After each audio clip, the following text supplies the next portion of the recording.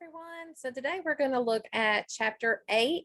We're looking at European colonizing the Americas. This would be Central America, South America, North America during the time period of 1600 to 1800. We're going to look first at the colonization of Latin America. This is the part of America that was colonized mostly by the Spanish. There's still a very heavy Latin influence over this part of America. We're also looking at some of the claims by the Portuguese as well. A large portion of Latin America is solely South America. Also Mexico, some Central America countries are considered to be Latin America. So Latin America is another name for the regions of South America and Central America. The Spanish rushed to establish a monopoly over the New World. They controlled a large portion of the New World. This means they had exclusive control on trade to the east along this route. The monopoly forced the Spanish to seek another route to China. However, instead of finding a way to China, Spanish explorers discovered what they called the New World. So they rushed to establish a monopoly over the New World, just as the Portuguese had over the eastern trade route. Spain laid claim to lands in North, Central, and South America. Over time, the Spanish established settlements in what's modern day Peru, Ecuador, Bolivia, Chile, Argentina, and Venezuela. So you can see these countries here on the map, the ones that are being lit up by the purple boxes. So majority of them are along the Pacific Ocean. Argentina is more the Atlantic Ocean, but majority of them are on the Pacific Ocean. All right, so Pope Alexander the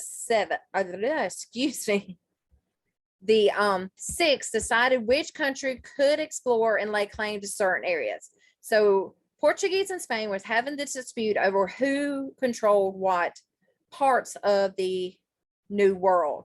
So Pope Alexander the Sixth decided which country could lay claim to what areas.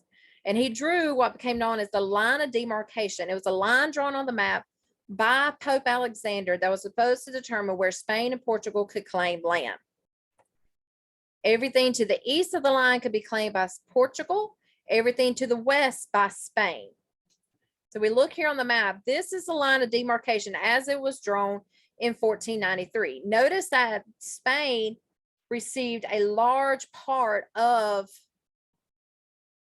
the New World with this line. The Portuguese received very little. And then the Treaty of Tordesillas was the final agreement by Spain and Portugal that actually moved the line of demarcation a little bit more to the west. So the Portuguese was able to gain more territory, including what is known today as Brazil. This was a huge territory for them to gain in the New World. So you can see here where the line of demarcation was drawn in 1494 with the Treaty of Tordesillas. And as with anything, when you have different countries, different influences, you're going to have conflicts. Throughout all of history, you're going to see conflicts among groups that don't have the same practices, beliefs, even the same foods in common, anything, languages they don't have in common. There's going to be conflicts. So a major conflict occurred in what is present day Uruguay. The French explored the Brazilian coast from 1503 to 1509. Their exploration made the Portuguese nervous enough to send a fleet of ships to protect Portuguese claims. The French eventually settled on what is known as French Guiana. The Dutch and the British established the territories of Ghana and Suriname.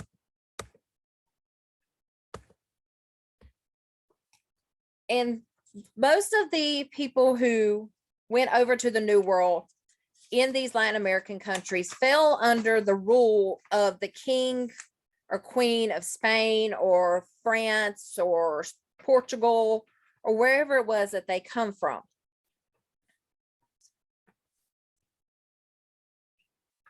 Since the rulers of Spain and Portugal had absolute power in their own countries, they exercised the same level of authority in the new settlements. At first, this method of governing was acceptable, but as the settlement populations increased, more problems needed to be resolved quickly. Waiting for orders from Spanish or Portuguese ruler proved to be impractical. The Spanish and Portuguese also made other decisions that doomed their long-term control of these colonies.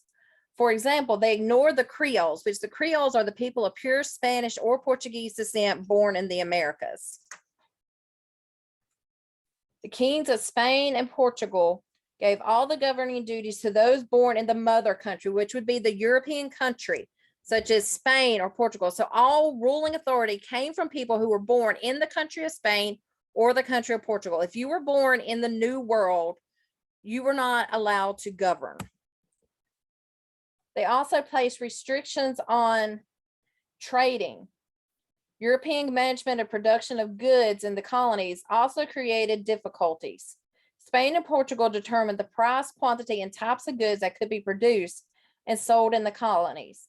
The mother country also placed a high tax on goods being exported, which means being taken out of the country, and imported, goods brought into the colonies. This practice severely restricted personal as well as colonial economic growth. The unrest that arose in response to these policies eventually led to the revolt against the mother country.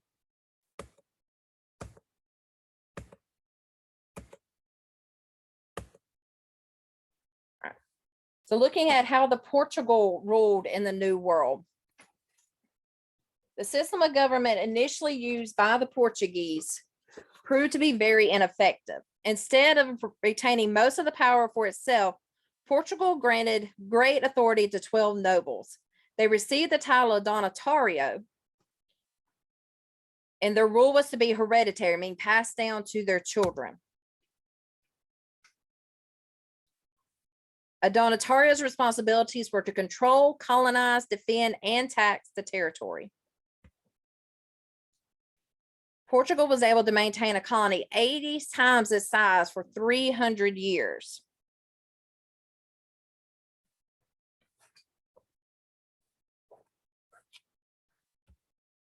All right, so now looking at how the Spanish ruled their colonies in the New World. All laws and policies for the Spanish colonies came directly from Spain. This included all religious and economic policies. In 1524, Spain established the Council of the Indies to oversee its colonies. The king appointed a viceroy, which vice meaning in place of, roy king, in place of the king, to rule each colony. Each early viceroys appeared to be very powerful when dealing with the problems that affected the colonies. They ultimately had to answer to the Council of the Indies, though. This supervision limited their options when making decisions. The Council of Indies tried to direct colonial affairs from Spain. Since the viceroys lived in Mexico, the distance and expanse of land over which the authorities ruled proved too great to allow for effective rule. To solve this problem, the territories were subdivided into several lesser levels. More government officials were appointed so that there was an official for each village or city.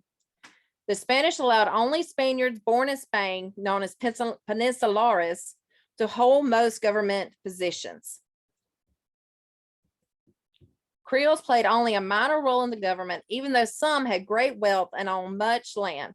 Over time, the Creoles and native peoples would repeatedly rebel against Spanish authority.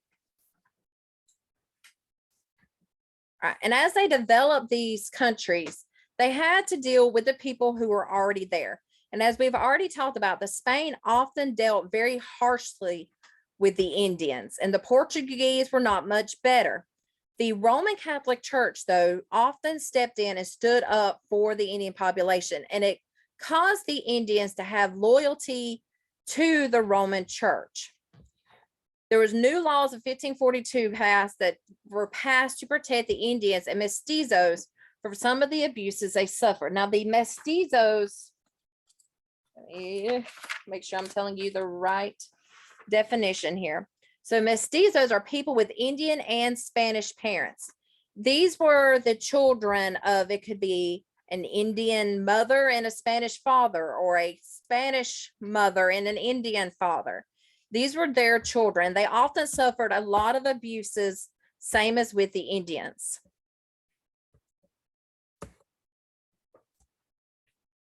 So the Roman Church had an increasing influence on and control over the Spanish and Indian population of South America.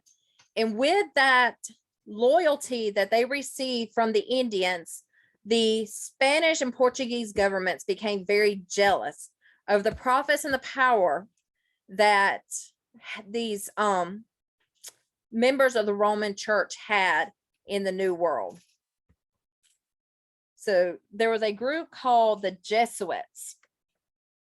It was a powerful arm of the Roman Church, especially fell into disfavor with the Spanish and Portuguese government. They resulted from let me back up the bus there. All right. This disfavor resulted largely from the Jesuits' control over trade and their influence over the Indians. The Jesuits established missions soon after initial settlement in the New World. And eventually the Jesuits were expelled by the Portuguese in 1759 and by the Spanish in 1767. All right. Bringing African slaves into Latin America. The Portuguese began buying slaves in Africa and taking them to Europe as early as 1441. At least 9 million Africans were enslaved and brought to the New World. Some of the natural resources that were big coming out of South America, you had silver and sugar, and they were two major exports, meaning to be brought out of the country of colonial Latin America. Coffee originated in Arabia, but they brought coffee plants over to South America, and it began to flourish there and became a major crop. The cities were the center of trade and society. The barrios were the neighborhoods of the poor people in Latin American cities. There were several different social statuses in the barrios. The highest level were new immigrants from Spain, poor Spanish people, and Indian craftsmen. The middle level were gardeners, laborers, porters, and merchants. Then the bottom level were unskilled or temporary Indian laborers or others. Out in the countryside, you had haciendas. These were large country estates. Many landowners cared little for developing their own land. All right, so now we're going to look at the colonization of North America. This is what most of us are more familiar with. It's the history we grew up on. It's how we learned how we came to be here. So we talk about the New World. The New World is the Americas. Well, the Old World is a term for Europe. When people would talk about New World history or Old World history, it depends on where it's at in the world. So looking at the French, we're going to look at just several of the different explorers. You had Jacques Cartier. He was a French explorer sent by the king to find riches and a water route to China and discover the St. Lawrence River. You had Samuel de Champlain. He was a French explorer who discovered two of the Great Lakes, Lake Ontario and Lake Huron. He's also known as the father of New France, and that's what the French settlements in the New World were called. It was called New France. Now looking at the English, John Smith was a huge part of the Jamestown settlement, turned it into a thriving colony. Before John Smith kind of stepped in as a leader, Jamestown almost became non-existent. People were too busy looking for gold and not planting food, building houses. And he stepped in and stepped up as a leader and basically said, if you don't work, you don't eat. So everybody's got to work. Everybody's got to build houses, plant food so you can eat. Sir Thomas Dale was another leader in Jamestown. So Jamestown was an English colony in North America. However, it's not the first English colony in North America. The first English colony in North America was at Roanoke Island that we all know it disappeared. People don't know what happened to it. One of history's mysteries. One thing that Jamestown came to rely on were cash crops. These are crops that could be sold for cash or supplies. Examples of cash crops were tobacco, indigo, rice. Right, the Pilgrims were English people who came to the New World to escape persecution and to establish a place to bring up their children and to advance missions. Pilgrims were a part of a group called separatists. They thought that the Church of England was too far gone and they needed to separate from the Church of England. Pilgrims are different from Puritans. Puritans believed that they could purify the Church of England.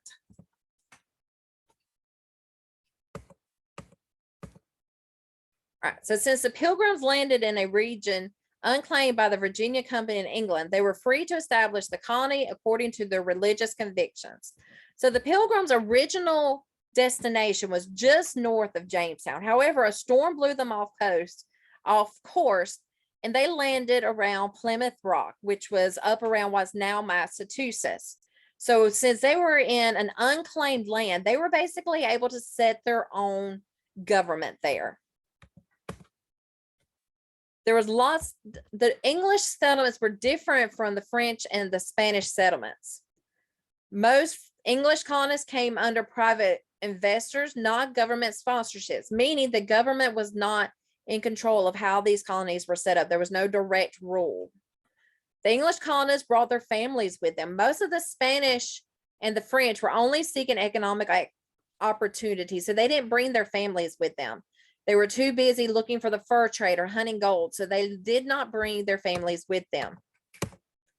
And most English colonists were Protestant versus the Roman Catholic. Looking at religion in North America, we already talked about the Puritans a little bit. These were English people who settled the Massachusetts Bay Colony in order to establish a society based on biblical principles. So the Puritans thought they could purify the Church of England. And they set up the Massachusetts Bay Colony.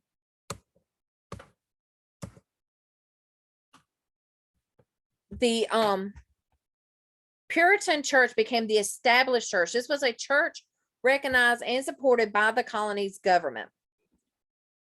John Cotton was an early leader in Massachusetts Bay Colony. Roger Williams was a Puritan who originally lived in Massachusetts Bay Colony, but he was soon kicked out of Massachusetts Bay Colony because he opposed the established church there. He supported separation of church and state. He didn't believe that the church should have a say in how the government is ran. So he went to Rhode Island, spent a little bit of time there, bought land from the Indians, and set up his own colony that became known as Rhode Island. So again, the concept of separation of church and state was rejected in Catholic controlled French and Spanish colonies. So some of the English, such as the Puritans, rejected the concept. So did the French and the Spanish. Of course, the Roman Catholics aren't going to give up control. That's a big thing for them, is being able to control these countries, now these colonies. They don't want to give up control. So they don't want to lose this. They don't want to have this separation of church and state.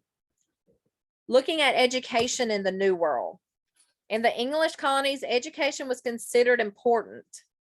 Some of the subjects taught was reading, writing, speaking, and mathematics. These are all some of the things that we learn now. I think we need to do a little bit more of like our speaking. I think we should have a public speaking class.